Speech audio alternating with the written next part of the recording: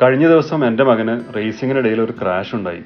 അവസാന ലാപ്പിൽ അവസാന കോർണറിന് തൊട്ടു മുൻപ് മറ്റൊരു റേസറുമായി കൂട്ടിയിടിച്ച് അവൻ തെറിച്ചു വീണു. എയർ ബാഗും മറ്റ് ഗിയറുകളും ധരിച്ചിരുന്നതുകൊണ്ട് പരിക്കൊന്നും പറ്റിയില്ല.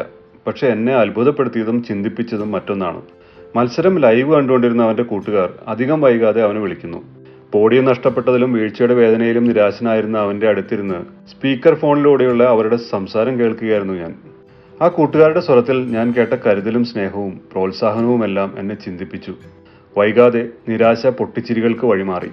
എനിക്ക് ചെറുപ്പത്തിൽ ഇത്രയും അടുപ്പമുള്ള കൂട്ടുകാരുണ്ടായിരുന്നോ? ഇല്ലായിരുന്നു. വളരെ ചെറുപ്പത്തിലെ ഒന്നിച്ചു വളരുന്ന കൂട്ടുകാരാണ് ശരിക്കും ഭാഗ്യം ചെയ്തവർ. അവർക്കിടയിൽ ഒരു രഹസ്യവുമില്ല. എൻ്റെ മകൻ്റെ ഏറ്റവും ഇഷ്ടപ്പെട്ട സിനിമ സിന്ദഗി നാമിലെ ദുബാരയാണ്.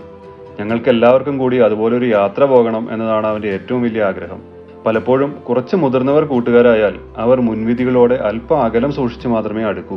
ഇന്ന് കാണുന്ന മിക്ക കുട്ടികളും ഒറ്റപ്പെട്ടവരാണ്. ഒരു മൊബൈൽ ഫോണിലേക്ക് നോക്കിയിരിക്കുന്നവർ.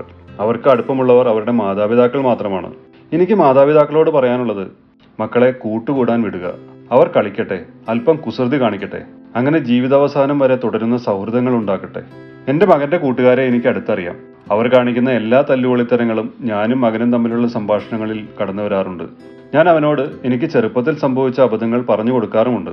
അത് കേൾക്കുന്ന അവൻ ചില മണ്ടത്തരങ്ങളെങ്കിലും തിരുത്തുമെന്നും കൂട്ടുകാർക്കും ആ അനുഭവങ്ങൾ പറഞ്ഞു കൊടുക്കുമെന്ന് ഞാൻ വിചാരിക്കുന്നു. എന്തായാലും അവർ സന്തോഷിച്ച് ജീവിക്കട്ടെ. ഒരുമിച്ച് കാലങ്ങളോളം ആ സൗഹൃദം നിലനിർത്തട്ടെ.